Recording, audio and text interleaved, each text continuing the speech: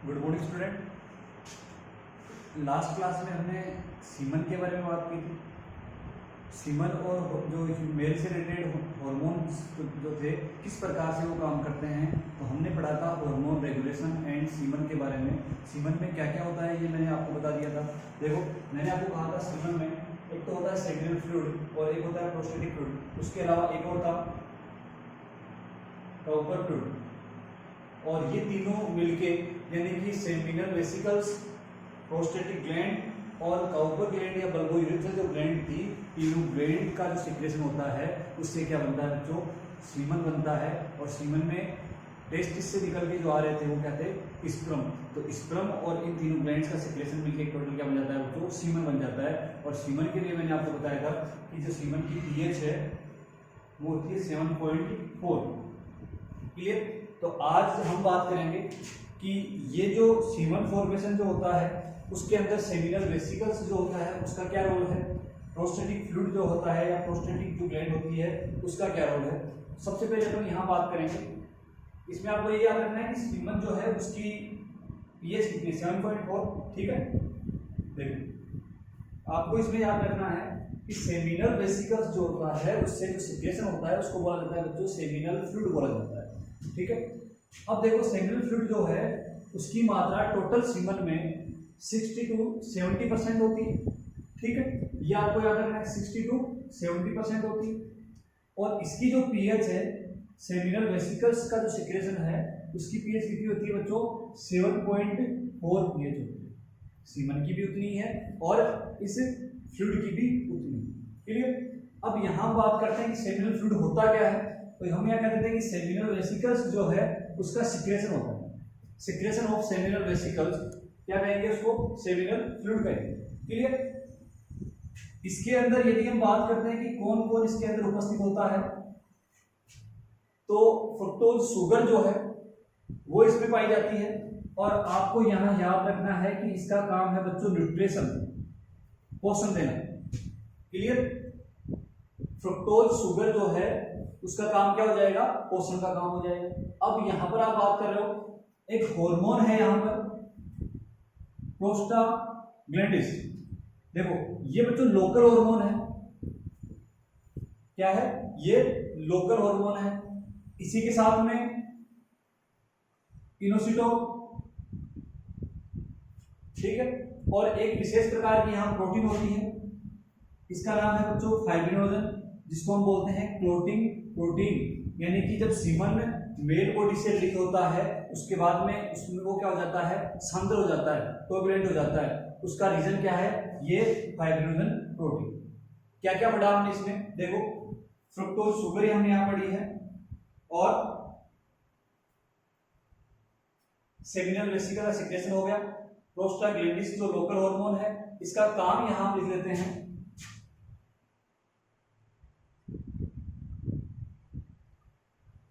Sperm जो होते हैं वो फैलोपियन ट्यूब में जब प्रवेश कर जाएंगे उसके बाद में वहां पर स्पर्म का संकोचन। तो हम यहां लिख लेते हैं, इसका सीधा लिखेंगे, स्पर्म का फैलोपियन ट्यूब में संकुचन। ये आपको याद रखना है कि फैलोपियन ट्यूब में स्पर्म का जो संकुचन होता है उसके लिए कौन सा हार्मोन जिम्मेदार है, प्रोस्टाग्लैंडिस। क्लियर। फाइब्रिनोजन प्रोटीन हो गई। उसके बाद में बात करते हैं हम प्रोस्टेटिक ग्लैंड्स का जो सिक्रेशन है उसको बोलते हैं प्रोस्टेटिक फ्लूइड। इसकी जो पीएच है वो होती है बच्चों 6.5। और यदि इसकी ये कैसा होता है, स्लाइटली एसिडिक। क्लियर। अब 7.4 इसकी पीएच है, इसकी 6.5 है, तो पीएच के अकॉर्डिंग आपको पता होना चाहिए कि एसिडिक कौन सा होता है, एल्कलाइन कौन सा होता है, ये आपने सारा पढ़ रहा है। उसके बाद में यदि हम बात करते हैं कि इसके अंदर क्या क्या पाया जाता है, तो सिट्रिक एसिड इसमें पाया जाता है, फ्रुक्टोज इसमें पाया जाता है, और जो लोकल हार्मोन है प्रोस्टाग्लैंडिस वो भी इसके अंदर पाया जाता है। ये तीन चीजें आपको इसमें याद रखनी है। सिट्रिक एसिड जो है, देखो इसमें सिट्रिक, फ्रुक्टोज शुगर का काम हो गया, सिट्रिक एसिड का काम भी क्या है बच्चों, पोषण का काम है। यहां तक समझ में आया। अब देखो प्रोस्टेटिक फ्लूइड जो है, इस प्रोस्टेटिक फ्लूइड के अंदर कुछ एंजाइम्स भी पाए जाते हैं, और वो एंजाइम्स कौन कौन से हैं? देखो आपको याद रखना है कि कौन कौन से एंजाइम प्रोस्टेटिक फ्लूइड में पाए जाते हैं। एसिड फोस्फेट एमाइडेज पहला हो गया, पेप्सिनोजन, सेमिनल प्लाज्मिन, और सेमिनल प्लाज्मिन का काम क्या है बच्चों? एंटी बैक्टीरियल होता है, बैक्टीरिया से का जो इन्फेक्शन होता है उसको रोकने के लिए एंटी बैक्टीरियल। बैक्टीरिया क्या करता है बच्चों? नष्ट कर देता है। अभी तक हमने क्या पढ़ा है? सेमिनल फ्लूइड क्या होता है, क्या क्या उसमें पाया जाता है, प्रोस्टेटिक फ्लूइड क्या है, उसमें क्या पाया जाता है, और प्रोस्टेटिक फ्लूइड का जो एंजाइम्स है कौन कौन से 3 एंजाइम पाए जाते हैं, ये एंजाइम्स आपको याद रखना, नोट करो आप।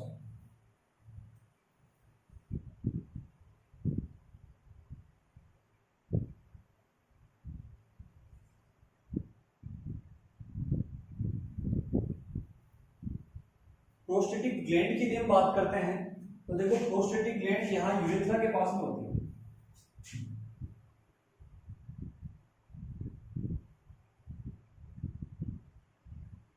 और प्रोस्टेटिक ग्लैंड जो है उसकी संख्या मैंने आपको बता रखी है, संख्या केवल होती है बच्चों 1, लेकिन इसके अंदर लोब 2 होते हैं, और इसमें क्या होती है बच्चों? छोटी छोटी नलिकाएं होती है, ठीक है ना। प्रोस्टेटिक ग्लैंड संख्या 1, प्रोस्टेटिक ग्लैंड जो है वो 1 होती है, और लोब कितने होते हैं बच्चों? इसमें 2 लोब होते हैं, और इन लोब के अंदर छोटी छोटी नलिकाएं होती है, ठीक है। और ये नलिकाएं जो होती है वो नलिकाएं प्रोस्टेटिक यूरेथ्रा में ओपन होती है, यानी कि ये जो है आपको दिखाई दे रही है, जो 2 पार्ट में है, ये तो हो जाएंगे इसके लोब, और ये छोटी छोटी हैं ये हो जाएगी ट्यूब, और इसकी जो ओपनिंग है वो होती है प्रोस्टेटिक यूरेथ्रा। ये भी आपको याद रखना। क्या पढ़ा? प्रोस्टेटिक ग्लैंड जो है वो संख्या कितनी होती है? 1 होती है, और उसमें 2 लोब होते हैं, और उन लोब के अंदर छोटी छोटी ट्यूब्स होती है जो उसके सीक्रेशन को कहाँ छोड़ेगी? प्रोस्टेटिक यूरेथ्रा में छोड़ेगी। क्लियर यहाँ तक? ये अपनी बात होगी सेमिनल फ्लूइड, प्रोस्टेटिक फ्लूइड की बात हो गई है, एक बार आप इसको नोट करो, उसके बाद आगे बात करें।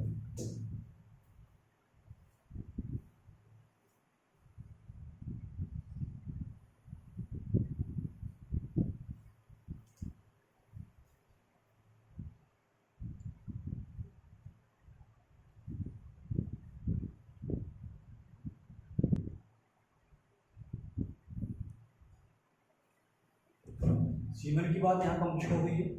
उसके बाद में अपन बात करेंगे कि जो मेल बॉडी में सीमन है वो कंप्लीट बन चुका है। अब वो मेल बॉडी से जो रिलीज होता है उसमें कंडीशंस होती है। उसमें कंडीशन क्या है बच्चों? एक तो मेल बॉडी से बाहर रिलीज हो रहा है, और एक मेल बॉडी से वो फीमेल बॉडी में जा रहा है। तो यहाँ पे दोनों जो कंडीशन होती है दोनों में अलग अलग प्रकार से इसका काम होता है। देखो कैसे। सबसे पहले अपन यहाँ बात करेंगे आफ्टर इजैकुलेशन। आपको ये पॉइंट याद रखना है, इजैकुलेशन का मतलब होता है कि सीमन मेल बॉडी से क्या हुआ है? बाहर हुआ, फीमेल बॉडी में प्रवेश नहीं हुआ। क्लियर? अभी आपको इतना याद रखना है कि वो मेल बॉडी से क्या हुआ है? बाहर निकल चुका है। तो इजैकुलेशन बोलते हैं इस प्रक्रिया को, ठीक है। यह आपको याद रखना है कि क्या कहते हैं। देखो, जब मेल बॉडी से सीमन रिलीज होता है उसको हमने क्या कहा? इजैकुलेशन। तो आपको याद रखिए क्या कहेंगे कि आफ्टर इजैकुलेशन सीमन जो होता है वो कोगुलेट हो जाता है, सांद्र हो जाता है, गाढ़ा हो जाएगा। कितने समय में? लगभग 5 मिनट के अंदर। यानी कि उसको बाहर मेल बॉडी से बाहर निकलने के 5 मिनट के अंदर अंदर क्या हो जाता है? सीमन गाढ़ा हो जाता है, कोएगुलेट हो जाता है। क्यों हो जाता है? क्योंकि यहां पर एक प्रोटीन काम करती है जिसको बोलते हैं क्लोटिंग प्रोटीन, और उस प्रोटीन का नाम है बच्चों फाइब्रिनोजन। याद करो, अभी मैंने आपको फाइब्रिनोजन जो प्रोटीन थी उसकी उपस्थिति बताई थी, ये कहां पर पाई जाती है? बताओ कहां होती है फाइब्रिनोजन प्रोटीन? कहां होती है बच्चों? बोलो बोलो जल्दी। सेमिनल वेसिकल्स जो होती है और उसका जो सिक्रेशन है सेमिनल फ्लूइड, उस फ्लूइड के अंदर क्या पाई जाती है? फाइब्रिनोजन पाई जाती है। बोलो, ठीक है। अब आप यहाँ आगे देखो कि एक कंडीशन तो होती है कि जो मेल का सीमन है वो उसकी बॉडी से बाहर रिलीज हुआ है, फीमेल बॉडी में नहीं गया है, उसकी बॉडी से बाहर रिलीज हुआ है, तो वो क्या हो जाता है बच्चों, सांद्र हो जाता है। सांद्र होने का कारण है क्लोटिंग प्रोटीन फाइब्रिनोजन। और आपसे ये भी पूछा जाए कि ये प्रोटीन कहाँ से आती है, तो सेमिनल वेसिकल्स का जो सिक्रेशन होता है वहां से आती है। क्लियर है। आफ्टर इंसेमिनेशन, यदि सीमन मेल बॉडी से कहाँ जा रहा है, फीमेल बॉडी में प्रवेश कर रहा है, तो उसको बोलते हैं इंसेमिनेशन। ठीक है ना। इंसेमिनेशन का मतलब होता है बच्चों फीमेल बॉडी में सीमन की एंट्री। देखो सीमन फीमेल बॉडी में प्रवेश हो चुका है, ठीक है, इंसेमिनेशन बोलेंगे इसको।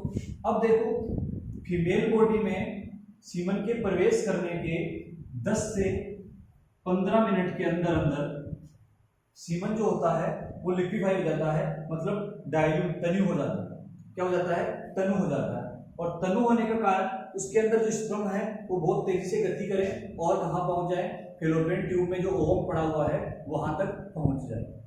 क्योंकि इस वाली कंडीशन में यदि सीमन मेल बॉडी से बाहर निकल रहा है तो उसको स्पर्म को वहां तक पहुंचाने की कोई जरूरत नहीं। अब ये डिपेंड करता है हॉर्मोन्स और उनकी प्रोटीन के बेस पर। देखो यहाँ पर सीमन लिक्विफाई होगा, डाइल्यूट हो जाएगा। डाइल्यूट होने के कारण, इसका कारण क्या है कि जो एंजाइम्स थे, कौन से एंजाइम, अभी मैंने आपको बताया था प्रोस्टेटिक फ्लूइड के कुछ एंजाइम्स, वो एंजाइम्स क्या होते हैं बच्चों, उस समय इनएक्टिव फॉर्म में रहते हैं जब यहाँ प्रोस्टेटिक ग्लैंड से सिक्रेट होते हैं, लेकिन जब वो फीमेल बॉडी में प्रवेश कर जाएंगे तो वहां पर कुछ स्पेसिफिक प्रोटीन होती है, उनके संपर्क में आने से ये क्या हो जाएंगे बच्चों, एक्टिव हो जाएंगे। और एक्टिव होने के बाद में ये क्या करते हैं कि जो फाइब्रिनोजन, जो ये प्रोटीन था ये वाला फाइब्रिनोजन, इस फाइब्रिनोजन ये क्या करता है, सीमन को गाढ़ा कर देता है, सांद्रित कर देता है। तो यदि यही नहीं रहेगा तो क्या सीमन सांद्रित हो पाएगा, कोवैलेंट हो पाएगा, नहीं हो पाएगा। ठीक है, तो ये जब नहीं होगा तो ये क्या होगा, सीमन डाइल्यूट ही रहेगा या और डाइल्यूट हो जाएगा। तो हम कहते हैं कि जो फाइब्रिनोजन है तो वो गलने लग जाती है, इससे इन एंजाइम से। प्रोस्टेटिक फ्लूइड के जो एंजाइम्स थे वो फाइब्रिनोजन को क्या कर देते हैं, गला देते हैं, नष्ट कर देते हैं, जिससे क्या होता है बच्चों, सीमन डाइल्यूट या तनु हो जाता है। क्लियर। तो हम इसमें ये कह सकते हैं कि ये जो स्पर्म है और ये जो सीमन है वो क्या हो गया है, डाइल्यूट। डाइल्यूट सीमन स्पर्म की गति के लिए रिस्पॉन्सिबल है। क्लियर, ये इतना आपको समझ में आया। क्लियर। कौन सा एंजाइम है, कहां से आते हैं, क्या करते हैं और किसको गला देते हैं, इसमें याद रखना है एंजाइम्स क्या करते हैं, और यहां आपको याद रखना है कि कौन सा क्या कारण है कि सीमन गाढ़ा हो जाता है, सांद्रित हो जाता है। इसको आप नोट करें।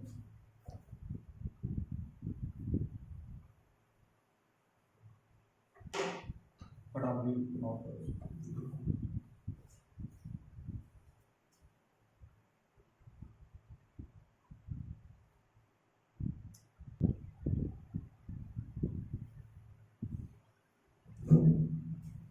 नेक्स्ट पॉइंट की हम बात करेंगे यूरेथ्रा की। तो यहाँ पर कुछ पॉइंट आपको याद रखने हैं कि ये जो यूरेथ्रा है वो मेल और फीमेल दोनों में यूरेथ्रा होता है, लेकिन यहाँ पर इन दोनों में थोड़ा सा डिफरेंस है कि जो मेल यूरेथ्रा है वो फीमेल की तुलना में, फीमेल यूरेथ्रा से थोड़ा सा क्या होता है, बड़ा होता है। क्लियर। एक पॉइंट तो आपको ये याद रखना है। दूसरा पॉइंट कि जो मेल यूरेथ्रा है उसमें 3 पार्ट होते हैं। कौन कौन से पार्ट होते हैं? नंबर 1 प्रोस्टेटिक,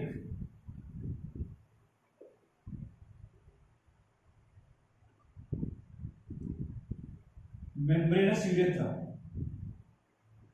क्लियर, और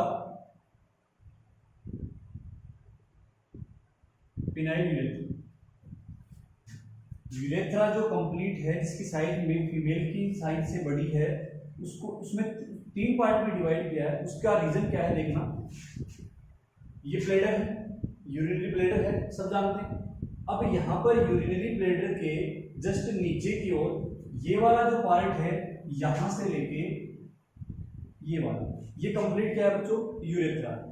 ठीक है, अब हम कह रहे हैं कि ये जो यूरेथ्रा है, इस यूरेथ्रा को हमने कहा है कि इसमें 3 पार्ट होते हैं। कौन कौन से, प्रोस्टेटिक, मेम्ब्रेनस और पिनाइल। क्लियर। देखो यहाँ पर अभी मैंने आपको पहले वाले पॉइंट में ये कहा था कि प्रोस्टेटिक जो यूरेथ्रा होता है वहां पर, या मैंने प्रोस्टेटिक ग्लैंड की बात करी थी, तो प्रोस्टेटिक ग्लैंड जो होती है वो संख्या कितनी होती है बच्चों, 1 होती है। ठीक है, ये आपको मैं यहां बता देता हूं कि इसकी जो प्रोस्टेटिक ग्लैंड है, प्रोस्टेटिक ग्लैंड कितनी होती है, इसकी संख्या 1 होती है। लेकिन इसमें जो लोब होते हैं वो 4 से 5 होते हैं। मैंने उसमें आपको 2 लोब बताए थे, 2 नहीं होते हैं, 4 से 5 लोब होते हैं। ठीक है, याद रखना, उसमें पहले जो आपने अभी लिखा था उसमें आप करेक्शन कर लेना कि जो प्रोस्टेटिक ग्लैंड है उस प्रोस्टेटिक ग्लैंड की संख्या 1 होती है, लेकिन उसमें लोब 4 से 5 लोब होते हैं। 4 से 5 लोब आप उसमें नोट करोगे। तो ये तो बात हो गई प्रोस्टेटिक ग्लैंड की। अब देखो प्रोस्टेटिक ग्लैंड की जो पोजीशन है वो यूरेथ्रा के ऊपर वाले पार्ट में, हम कह रहे हैं कि ये पूरा यूरेथ्रा है। इस यूरेथ्रा में यहाँ पर यूरेथ्रा का जो ऊपरी पार्ट है ब्लैडर के पास में, वहां पर क्या है, प्रोस्टेटिक ग्लैंड प्रेजेंट है। ये वाला, ये क्या है, प्रोस्टेटिक ग्लैंड। क्लियर। इस प्रोस्टेटिक ग्लैंड की उपस्थिति के कारण ही इसको क्या कहा गया है, जो प्रोस्टेटिक यूरेथ्रा। मैंने आपको ये कहा था कि प्रोस्टेटिक ग्लैंड में छोटी छोटी ट्यूब्स होती है और उन ट्यूब के द्वारा एक्सक्रीशन कहाँ खुलता है, यूरेथ्रा में खुलता है। और यूरेथ्रा का ये कौन सा पार्ट हो जाएगा इस ग्लैंड के कारण, प्रोस्टेटिक यूरेथ्रा। तो पहला पॉइंट हो गया ये कंप्लीट। आगे आ जाओ, जो इसका मिड पार्ट है इसको बोलते हैं बच्चों मेम्ब्रेनस यूरेथ्रा। क्या बोलते हैं, मेम्ब्रेनस यूरेथ्रा। क्लियर। और मेम्ब्रेनस यूरेथ्रा के आगे हम कह सकते हैं लास्ट पार्ट जो है उसको बोलते हैं पिनाइल यूरेथ्रा, यानी कि जो पेनिस में ओपन हो। ठीक है, अब यहाँ पर हम बात करते हैं, हमने 2 ग्लैंड की जो पोजीशन थी उसकी बात कर ली थी, प्रोस्टेटिक ग्लैंड और एक थी सेमिनल वेसिकल्स, उन दोनों की हमने पोजीशन की बात कर ली थी। एक चीज मैं आपको यहाँ बता देता हूँ कि जो काउपर ग्लैंड हमने पढ़ी थी, वो काउपर जो ग्लैंड है उसकी स्थिति की यदि हम बात करते हैं तो वो उसकी स्थिति कहाँ होती है, काउपर ग्लैंड की मेम्ब्रेनस यूरेथ्रा के समीप। ध्यान रखना है इस पॉइंट को। काउपर ग्लैंड ये वाली जो दिख रही है आपको, ये क्या है बच्चों, काउपर ग्लैंड। और ये जो बीच वाला पार्ट है मेम्ब्रेनस यूरेथ्रा बोलते हैं इसको। ठीक है, इस मेम्ब्रेनस यूरेथ्रा के ऊपर एक झिल्ली पाई जाती है, एक मेम्ब्रेन पाई जाती है। उस मेम्ब्रेन का नाम आपको याद रखना है बच्चों, प्रीनियम मेम्ब्रेन।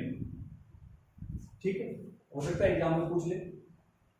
तो मेम्ब्रेनस यूरेथ्रा के बाहर जो मेम्ब्रेन से क्या बोलोगे, प्रीनियम मेम्ब्रेन, और इसी कारण इसका नाम क्या है, मेम्ब्रेनस यूरेथ्रा। तो काउपर ग्लैंड की स्थिति पोजीशन कहाँ हो जाएगी, मेम्ब्रेनस यूरेथ्रा के पास में हो जाएगी, लेकिन इसकी जो ओपनिंग है बच्चों वो पिनाइल यूरेथ्रा में खुलती है। ठीक है, पोजीशन हो गई। और इसकी यदि ओपनिंग की बात करते तो वो कहाँ हो जाएगी, पिनाइल यूरेथ्रा ओपनिंग। समझ जाओगे अब तो, क्लियर यहां तक। अब देखो मेम्ब्रेनस यूरेथ्रा और पिनाइल यूरेथ्रा जो है ये दोनों आगे के पार्ट हैं और प्रोस्टेटिक यूरेथ्रा क्या है, इसका पीछे वाला पार्ट। तो यूरेथ्रा में 3 पार्ट होते हैं। कौन कौन से पार्ट हैं, प्रोस्टेटिक, मेम्ब्रेनस और पिनाइल यूरेथ्रा। काउपर ग्लैंड कहाँ होती है, होती कहाँ है, उसकी ओपनिंग कहाँ होती है, ये मैंने आपको बता दिया है। एक बार आप ये नोट करो, स्क्रीनशॉट लो ताकि जल्दी से ये बाद में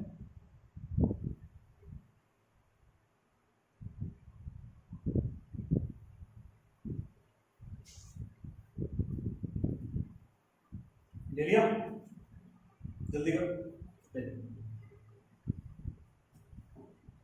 इस यूरेथ्रा के बारे में कुछ विशेष पॉइंट जो आपको याद रखने हैं। सबसे ऊपर कौन सा है बच्चों, प्रोस्टेटिक।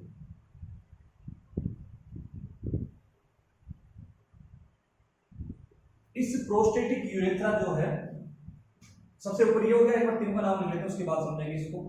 उसके बाद में दूसरा है मेम्ब्रेनस यूरेथ्रा, और नंबर 3 पे क्या आ जाएगा, पिनाइल यूरेथ्रा। बोलो यहां तक ठीक है। प्रोस्टेटिक यूरेथ्रा जो है एक ट्रैक्ट है, ट्यूब जिसको हम कह रहे हैं। इस ब्लैडर में जो यूरिन भरा हुआ है वो सबसे पहले कहाँ आएगा बच्चों, कहाँ आएगा, प्रोस्टेटिक यूरेथ्रा में आएगा। सीमन जो बन रहा है वो प्रोस्टेटिक यूरेथ्रा के पास में नहीं आएगा। तो आपको याद रखना है कि प्रोस्टेटिक यूरेथ्रा से क्या गुजरता है, ओनली यूरिन, ओनली यूरिन यहां से निकलता है।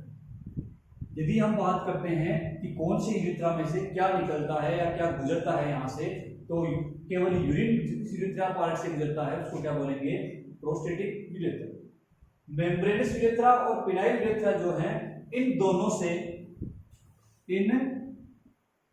से यूरिन और सीमन दोनों गुजरते हैं। क्या गुजरते हैं, यूरिन और सीमन दोनों गुजरते हैं। तो यहां हम लिख देते हैं यूरिन एंड सीमन। इसलिए इन दोनों को संयुक्त रूप से बोलते हैं यूरिनो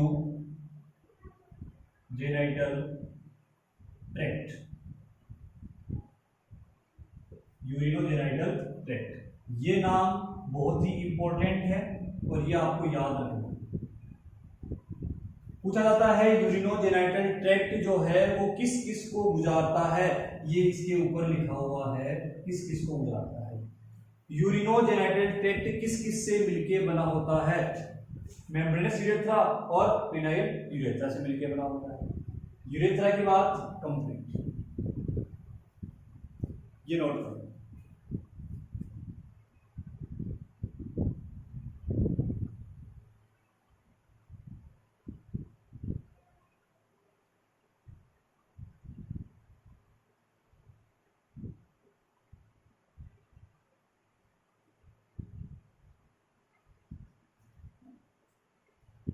कर लिया। अब आप आगे आओ, यहां थोड़ी सी बात और समझ। ये आपका कंप्लीट है। अब आप यहां देखो कि यूरिनरी ब्लैडर जो होता है उसमें यूरिन होता है। क्या होता है, यूरिन होता है। क्या होता है बच्चों, यूरिन। अब आप देखो कि ये जो यूरिन की हम बात कर रहे हैं, ठीक है, यूरिन की जो हम बात कर रहे हैं, इस यूरिन के लिए हम कह रहे हैं कि यूरिन की पीएच है वो 6.4, कितनी होती है, 6.4। बात को समझना, यहां से यूरिन गुजर जाता है, क्या हो गया, यूरिन निकल गया। यूरिन जब निकलेगा तो ये जो ट्रैक्ट बना हुआ है इस ट्रैक्ट की पीएच कितनी हो जाएगी, 6.4 हो जाएगी। बात के लिए, लेकिन हमने ये पढ़ा है कि जो सीमन है उसकी पीएच कितनी होती है, 7.4 होती है। देखो तो क्या जब यूरिन गुजरने के बाद में सीमन आएगा तो उसकी पीएच चेंज नहीं होगी क्या, अरे बोलो हाँ या ना, होगी, होगी कि नहीं होगी। सीमन 7.4 है, वो 6.4 है, तो 7.4 को वो कम कर देगा क्योंकि उसको न्यूट्रल करना पड़ता है, हाँ या ना, हाँ। देखो 6.4 है तो ये आएगा, इससे पहले क्या होगा कि इसकी ये जो पीएच है ये चेंज हो गई तो सीमन का जो इफेक्ट है या जो इसकी कार्य क्षमता है वो डिक्रीज हो जाती है। इसलिए यहां पर जो काउपर ग्लैंड है, ठीक है, कहाँ होती है, मेम्ब्रेनस यूरेथ्रा के पास में होती है और ओपनिंग होती है पिनाइल यूरेथ्रा में। तो ये आपको याद रखना है कि काउपर ग्लैंड जो है उस काउपर ग्लैंड से एक एल्केलाइन फ्लूइड सीक्रेट होता है। क्या होता है, एल्केलाइन फ्लूइड यहाँ सीक्रेट होता है और ये क्या कर देगा, इसको एल्केलाइन कर देगा, या हम कह सकते हैं कि न्यूट्रल, न्यूट्रल उदासीन। ये बात आपको ध्यान में रखनी है कि यूरिन की पीएच 6.4 होती है। यूरिन केवल प्रोस्टेटिक यूरेथ्रा से गुजरता है, ठीक है, उसमें केवल यूरिन होता है, सीमन नहीं होता है। लेकिन वो जब वहां से आएगा प्रोस्टेटिक यूरेथ्रा, मेम्ब्रेनस और पिनाइल यूरेथ्रा तीनों से यूरिन आएगा तो आगे का जो पार्ट है वो भी 6.4 के अकॉर्डिंग ही हो जाएगा, उसकी पीएच 6.4 होती है। लेकिन हम कह रहे हैं कि सीमन है उसकी पीएच होती है 7.4। तो सीमन की पीएच को मेंटेन रखने के लिए काउपर ग्लैंड जो है वो अपना फ्लूइड को सीक्रेट करेगी और जो उसका फ्लूइड है वो एल्कलाइन होता है तो वो क्या कर देगा, उस ट्रैक्ट को आके एल्कलाइन कर देगा या उसको क्या कर देगा, न्यूट्रल कर देगा, जिससे सीमन की जो पीएच है वो 7.4 बनी रहती है।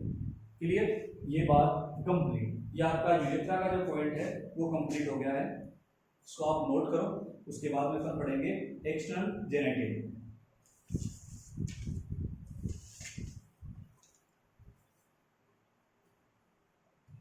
नोट करो।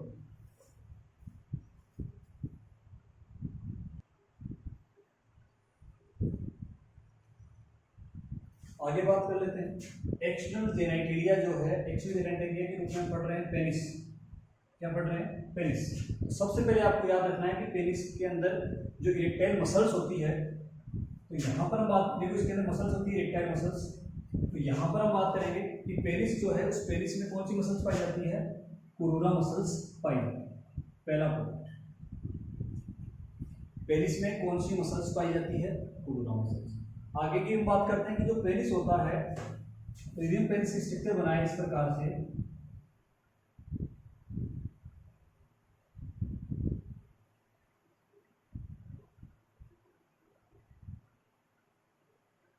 पेनिस का जो आगे का पार्ट होता है इसको बोलते हैं बच्चों ग्लांस पेनिस। ठीक है, पेनिस जो है, इस पेनिस का ये जो पार्ट है पूरा, ये मसल से बना हुआ है, बोन इसमें नहीं होती है। पेनिस का जो आगे का जो पार्ट होता है उसको बोलते हैं ग्लांस पेनिस। ठीक है, anterior part of penis glans penis कहलाता है। इस ग्लांस पेनिस के ऊपर यहां एक गतिशील मेम्ब्रेन होती है। ठीक है, इस गतिशील मेम्ब्रेन को बोलते हैं फोरस्किन, प्रोटूसियल मेम्ब्रेन। ठीक है, ये आपको याद रखना है। फोरस्किन क्या होती है, ग्लांस पेनिस क्या होता है। ठीक है, clear? Anterior part glans penis के ऊपर क्या होती है? फोरस्किन होती है। क्लियर? यहां पर हम बात कर रहे हैं कि ग्लांस पेनिस जो होता है उसके ऊपर एक टाइसन ग्लैंड पाई जाती है। क्या पाई जाती है बच्चों? टाइसन ग्लैंड पाई जाती है। और ये जो ग्लैंड होती है, इससे इसका जो सिक्रेशन होता है उसको बोलते हैं स्मेग्मा। क्या बोलते हैं? स्मेग्मा। व्हाइट व्हाइट सा पदार्थ होता है जो इसके ऊपर जम जाता है। ग्लांस पेनिस और फोरस्किन के बीच में क्या हो जाता है? उसका जमाव हो जाता है। उसके बाद में अपन बात करते हैं कि ये तो यहां तक कंप्लीट हो गया, पेनिस की नॉर्मल जो इसका बेसिक पार्ट है वो कंप्लीट है। अब यहां पर एक बात मैं आपको बता देता हूं कि जो मुस्लिम होते हैं उनके अंदर क्या होता है कि ग्लांस पेनिस के ऊपर जो मेम्ब्रेन है फोरस्किन, उसको हटा दिया जाता है और उसको हटाने को कहते हैं सर्क्यूमिसिजन। इसका रीजन क्या है? सर्क्यूमिसिजन जो होता है उसका कार्य वो क्या होता है कि ग्लांस पेनिस से फोरस्किन को अलग कर देना, हटा देना। देखो अभी मैंने आपको कहा कि ग्लांस पेनिस पे टाइसन ग्लैंड होती है जिससे एक लिक्विड निकलता है जिसको बोलते हैं स्मेग्मा। देखो ये स्मेग्मा क्या होता है? जहां सीक्रेट होता है और फोरस्किन के नीचे जमा होने लगता है।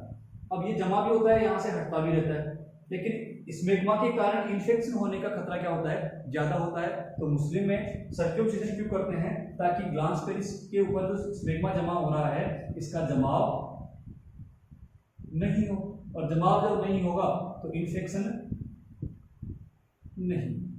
क्लियर? इसको आप एक बार आप नोट करो। उसके बाद हम पढ़ेंगे पेनिस की स्ट्रक्चर के बारे में।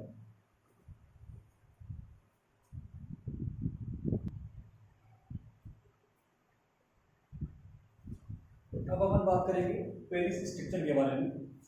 देखो पेनिस के स्ट्रक्चर को आपको ध्यान में रखना है। तो पेनिस इस प्रकार से करेंगे, ये पेनिस है और ये इसका सेक्शन लिया, तो ये सामने से हमें ये दिखाई दे रहा है। तो यहाँ पर हम बना लेते हैं कि इस प्रकार से क्या है, ये पेनिस का हमें जो आगे का पार्ट हमें दिखाई दे रहा है वो ये इसमें। अब इसके अंदर जो स्ट्रक्चर है, यहाँ बीच सेंटर में आपको लाइन दिखाई दे रही है, ये वाली। इस वाली लाइन का नाम क्या है? सेप्टुली पेनिस कहा जाता है, बीच में है ये। इसके जस्ट पास में देखो यहाँ पर ये दो जो छोटी छोटी यहाँ पे ट्यूब्स आपको दिखाई दे रही है उसको बोलते हैं डोर्सल आर्टरी। ब्लड लेके आए। उसके बाद में आपको ध्यान रखना है कि इस डोर्सल आर्टरी के ऊपर यहाँ पर है जो एक बड़ी है, इसको बोलते हैं डोर्सल डीप वेन। आर्टरी और वेन का काम आपको पता है। यहाँ आपको मैं बता देता हूँ कि ये जो पूरा पेनिस की जो स्ट्रक्चर हमने ले रखी है, इसका ये वाला पार्ट वेंट्रल है, नीचे वाला पार्ट है, और ये डोर्सल पार्ट है, इसका ऊपर वाला पार्ट है। क्लियर? यहाँ पे से जो मेन इंपॉर्टेंट जो क्वेश्चन बनता है उसकी अपन यहाँ बात करेंगे। इसमें यहाँ ऊपर ये दो जिसको बोलते हैं कॉर्पोरा कॉर्नोसा। ठीक है, यहाँ इसके अंदर जो पार्ट की बात करेंगे है muscular cord. Clear? Muscular cord इसके अंदर होते हैं और मस्कुलर कॉर्ड के अंदर क्या होता है? ब्लड साइनस होता है, ब्लड नलिकाएं होती है इसके अंदर। तो मस्कुलर कॉर्ड के अंदर क्या है, ब्लड साइनस है, और ये दोनों क्या है बच्चों, कोर्पोरा कोर्नोस। क्लियर। यहाँ पे नीचे जो जो आपको एक ही दिखाई दे रहा है, ये दो है, और यहाँ नीचे का जो पार्ट है जिसमें केवल एक ही आपको एक और दिखाई दे रहा है, इसको बोलते हैं कोर्पोरा स्पोंजियोसम। क्या बोलते हैं, कोर्पोरा स्पोंजियोसम। यहाँ इसके अंदर आप देख रहे हो ये ब्लड साइनस हो जाएगा, और इसके ये बीच में जो पार्ट आपको दिखाई दे रहा है ये है पिनाइल यूरेथ्रा, जिससे यूरिन बाहर निकलता है। इसके स्ट्रक्चर में आपको यही बातें याद रखनी है। क्या पढ़ा हमने कि पेनिस के अंदर कोर्पोरा कोर्नोसम और कोर्पोरा स्पोंजियोसम, ये दो पार्ट आपको याद रखने हैं कि क्या क्या है इसके अंदर। ये दो, ये मस्कुलर कॉर्ड है, ऊपर वाले दो का नाम क्या है और इसका नाम क्या है, यहाँ तक ठीक है। उसके बाद में ये ब्लड साइनस हो जाएगा। ब्लड साइनस का काम मैं आपको आगे बताऊंगा। इस कॉर्ड के बाहर की ओर एक कनेक्टिव टिश्यू होता है, कौन सा, फेसिया। सेप्टुला पेनिस हो गया, मस्कुलर कॉर्ड हो गया, और इसके ये बीच में क्या है, पिनाइल यूरेथ्रा। ये आपका स्ट्रक्चर ऑफ पेनिस कंप्लीट। इसमें आपको यही बातें याद रखनी है। एक चीज मैं आपको यहाँ बता देता हूँ कि कोर्पोरा स्पोंजियोसम जो है, यानी कि ये वाला पार्ट ये ग्लांस पेनिस में नहीं होता है, ये दोनों होते हैं, ये वाला नहीं होता है। ग्लांस पेनिस का पीछे का हिस्सा होता है, उसमें ये तीनों पाए जाते हैं। अब यहाँ पर बात करते हैं पेनिस के इरेक्शन की। तो सबसे पहले क्या होता है कि देखो, पेनिस से यूरिन और जो सीमन है वो दोनों एक ही ट्रैक्ट से रिलीज होते हैं, इसीलिए हमने इसको नाम दिया था यूरिनोजेनिटल ट्रैक्ट। तो देखो, जब सीमन रिलीज होता है तो पीएनएस जो है, या हम कह रहे हैं कि पैरासिम्पैथेटिक नर्वस सिस्टम जो है, पीएसएनएस, उससे न्यूरोट्रांसमीटर सीक्रेट होते हैं।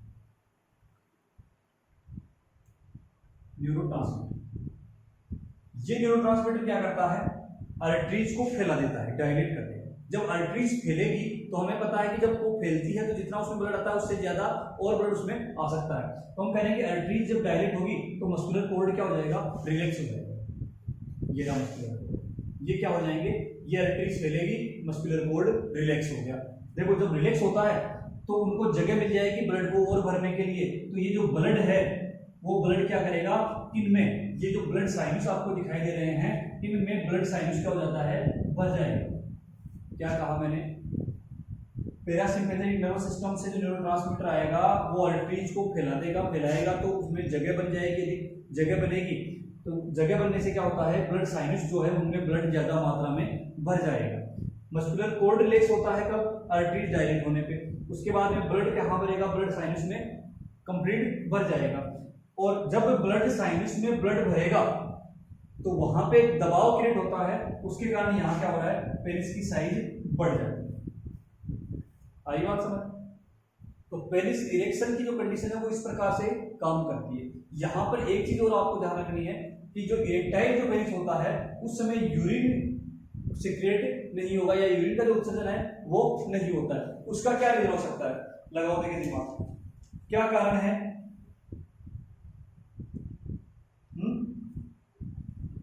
देखो, यहां पर जैसे हम कह रहे हैं कि पीएसएनएस काम करता है, वैसे वहां पर एसएनएस काम करता है, सिंपैथेटिक नर्वस सिस्टम। और सिंपैथेटिक नर्वस सिस्टम काम करेगा, दिख रहा है आपको यहां पर, देखो सिंपैथेटिक नर्वस सिस्टम,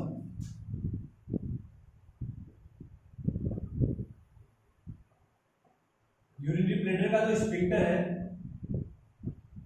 उस स्फिंक्टर के पास में मैसेज देगा और उसको क्या कर देगा, क्लोज कर देगा। और क्लोज कर देगा तो जो यूरिन है उसका उत्सर्जन नहीं होगा। Sympathetic nervous system urinary bladder के स्फिंक्टर को क्या कर देता है, क्लोज कर देता है, जिससे यूरिन का उत्सर्जन नहीं होता है।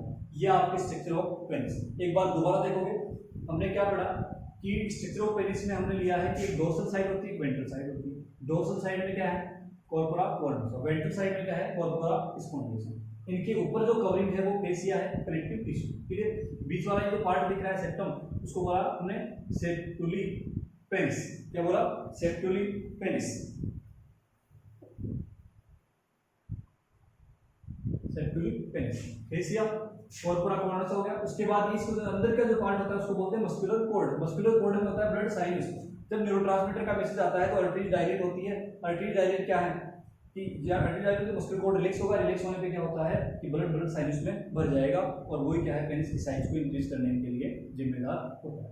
ये हो गया बच्चों स्ट्रक्चर ऑफ पेनिस कंप्लीट। इसको आप स्क्रीनशॉट ले लो, उसके बाद बात करते हैं।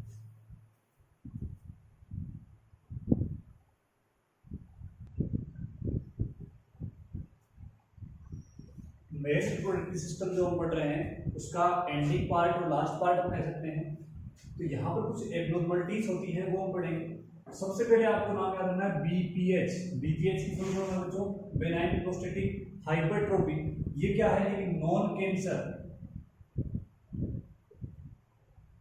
बेनाइन का मतलब नॉन कैंसर। जब हम डिजीज पढ़ेंगे ह्यूमन डिजीज उस समय आएगा हमारे पास में बेनाइन और मैलिग्नेंट। तो यहाँ पर ये जो प्रोस्टेटिक हाइपरट्रोफी है वो बिना कैंसर के है, विदाउट कैंसर। इसमें क्या होता है बच्चों कि ओल्ड एज में क्या होता है, प्रोस्टेटिक साइज है वो बढ़ जाती है। और प्रोस्टेटिक साइज जब बढ़ जाती है तो वहां पर दो कंडीशन होती है। नंबर एक नेक्टूरिया। नेक्टूरिया का मतलब होता है कि नाइट में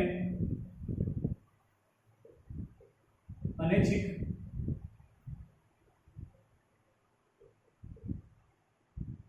उत्तरण, ठीक है, रात को बार बार टॉयलेट का लगना, वो क्या है? नेक्टूरिया है। और ये होता है बच्चों ओल्ड एज में। क्लियर?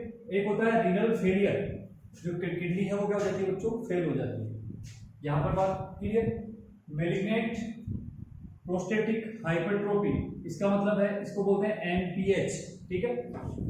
इनका आपसे पूरा नाम भी पूछा जा सकता है, या डिजीज के बारे में यदि बात करें तो एमपीएच लिख के पूछ लेगा कि एमपीएच होता क्या है। तो यहाँ एमपीएच में क्या होता है कि टेस्टोस्टेरोन का जो लेवल होता है वो बच्चों हाई हो जाता है। और इसका जो हाई हो गया लेवल, तो उसके बाद में इसका इलाज क्या होता है कि प्रोस्टेट जो ग्लैंड है या हम कह रहे हैं कि जो टेस्टिस है उनको वहां से हटा दिया जाता है, ताकि ये जो क्या हो जाएगा, इसका लेवल नॉर्मल हो जाएगा। यहाँ पर यदि हम बात करते हैं कि इसकी जो साइज है प्रोस्टेटिक ग्लैंड की, उस साइज बढ़ने का जो टाइम होता है, यानी कि 1 से जो 13 साल की जो एज होती है, क्या समझ रहे हो? 1 से 13 साल की जो एज होती है उसके अंदर इसकी बहुत ही स्लो ग्रोथ होती है। क्या होती है? स्लो ग्रोथ होती है। उसके बाद में यदि हम बात करते हैं कि 13 से 30 तक जो है वो ग्रोथ बहुत बढ़ जाती है। क्या? 13 से लेके 30 तक इसकी ग्रोथ जो है फास्ट, प्रोस्टेटिक ग्रोथ फास्ट हो जाएगी। 30 से लेके कितनी? 30 तक फास्ट ग्रोथ होती है, लेकिन 30 से 40 की यानी कि 10 साल का जो पीरियड होता है उसके अंदर ये कांस्टेंट है। उसके बाद में 40 साल बाद में वापस स्लो ग्रोथ होती है। ये होती है नॉर्मल पर्सन। नॉर्मल पर्सन के अंदर ये कंडीशन होती है। क्या? कि प्रोस्टेटिक जो ये जो एब्नॉर्मलिटीज हैं वो रेयर केस में होती है। एक नॉर्मल कंडीशन में हम बात करते हैं तो 1 से 13 साल यानी कि जन्म से लेके, या इसको आप बर्थ भी कह सकते हो, जन्म से लेके 13 साल तक ग्रोथ रहेगी स्लो, 13 से लेके 30 तक फास्ट रहती है, 30 से 40 तक कांस्टेंट स्थायी रहेगी, और 40 के बाद में स्लो ग्रोथ रहती है। लेकिन यदि इनमें मान लो कि 30 से 40 कांस्टेंट न रहे, वो बढ़ रही है, तो ओल्ड एज में क्या करेगी? वो दिक्कत करेगी। और इन ओल्ड एज में मैंने क्या कहा? Slow growth. लेकिन मान लो यहाँ फास्ट हो गई, यहाँ कांस्टेंट नहीं, तो साइज नॉर्मल से बढ़ जाएगी। तो बेनाइन प्रोस्टेटिक हाइपरट्रोफी होगी, मैलिग्नेंट प्रोस्टेटिक हाइपरट्रोफी, दोनों क्लियर है। उसके बाद बात करते हैं ओलिगोस्पर्मिया। देखो बच्चों, ओलिगोस्पर्मिया जो है ये एक प्रकार की एब्नॉर्मलिटी जो है वो क्या करती है? फर्टिलिटी को कम करती है। जैसे हम कह रहे हैं कि ओलिगोस्पर्मिया में क्या होता है कि सीमन में जो स्पर्म है 200 से 300 मिलियन जो स्पर्म होने चाहिए उतने नहीं होते हैं। तो यहाँ हम मिनिमम कितने जाते हैं? 20 मिलियन स्पर्म से भी कम इनकी संख्या हो जाती है। ओलिगोस्पर्मिया के लिए आपको याद रखना है कि सीमन में स्पर्म की संख्या 20 मिलियन से भी कम हो जाना। बहुत यानी कि स्पर्म की संख्या का कम होना ओलिगोस्पर्मिया कहलाता है। इसको आप ऐसे भी याद रख सकते हो। उसके अलावा एक दूसरा पॉइंट जो है जिसको बोलते हैं बच्चों एंजियोस्पर्मिया, और एंजियोस्पर्मिया आपको याद रखना है कि स्पर्म अनुपस्थित है। क्या है? स्पर्म अनुपस्थित। इसमें सीमन में यदि स्पर्म की संख्या कम है ओलिगोस्पर्मिया, स्पर्म में सीमन में स्पर्म की संख्या क्या है? कम हो गई है, तो ओलिगोस्पर्मिया कहेंगे। और यदि सीमन में स्पर्म बिल्कुल ही नहीं है तो उसको बोलते हैं बच्चों एंजियोस्पर्मिया। ये दोनों नाम आपको याद रखने हैं, इंपॉर्टेंट, ठीक है। उसके बाद में अपन बात करते हैं स्टेरिलिटी, बंध्यता जो होती है उसका रीजन क्या क्या हो सकता है कि एक मेल जो है वो स्टेराइल हो जाता है कई बार। उसका रीजन क्या होता है कि स्पर्म में टेल अनुपस्थित। स्पर्म जो होता है, स्पर्म की स्ट्रक्चर जो है हम आगे पढ़ेंगे, उसमें स्पर्म के अंदर जो टेल होती है इस प्रकार से, थोड़ा सा मैं आपको बता देता हूँ कि इस प्रकार से जो स्पर्म है उसमें ये टेल होती है, और ये जो टेल है ये टेल क्या करती है? उसको सीमन में तैरकर ओम तक पहुंचने में हेल्प करती है। लेकिन यदि टेल ही नहीं है तो स्पर्म क्या हो जाएगा? नॉन मोटाइल हो जाएगा, और नॉन मोटाइल स्पर्म ओम तक नहीं पहुंच पाएगा। तो पहला पॉइंट क्या हो जाएगा? स्पर्म में टेल की अनुपस्थिति। ओलिगोस्पर्मिया जो अभी मैंने बताया कि संख्या कम हो गई। एक हमने पढ़ा था कि जो स्पर्म है निषेचन करने के जो स्पर्म होते हैं वो 60%, 60 और 40 वाली कंडीशन हमने पढ़ी थी। 60% जो स्पर्म है वो नॉर्मल शेप एंड साइज के होने चाहिए, और 40% जो स्पर्म है वो क्या होने चाहिए, कम से कम 40% स्पर्म गतिशील होने चाहिए। गतिशील होंगे तो ही क्या हो पाएगा, वो ओवम को पहन पाएंगे, ओवम को निषेचित कर पाएंगे। देखो बच्चों, ये हमने पढ़ लिया है male reproductive system complete. Male reproductive system में जो पॉइंट्स आपको यहाँ तक कवर करने थे एनसीईआरटी से, वो सारे मैंने आपको कवर करवा दिए हैं। इसको आप ढंग से पढ़ोगे, एनसीईआरटी को रीड करोगे, उसके बाद में हम इससे रिलेटेड आगे जो स्पर्म जो है एम्ब्रियोलॉजी के अंदर पढ़ेंगे वो वाले पार्ट। ठीक है, अभी तक का जो मैंने आपको ये पढ़ाया है ये आपका ढंग से क्लियर होना चाहिए। क्लियर, ये अपना मेल रिप्रोडक्टिव सिस्टम जो है वो कंप्लीट हो गया है, और आगे की जो क्लास होगी उसमें हम पढ़ेंगे फीमेल रिप्रोडक्टिव सिस्टम। धन्यवाद।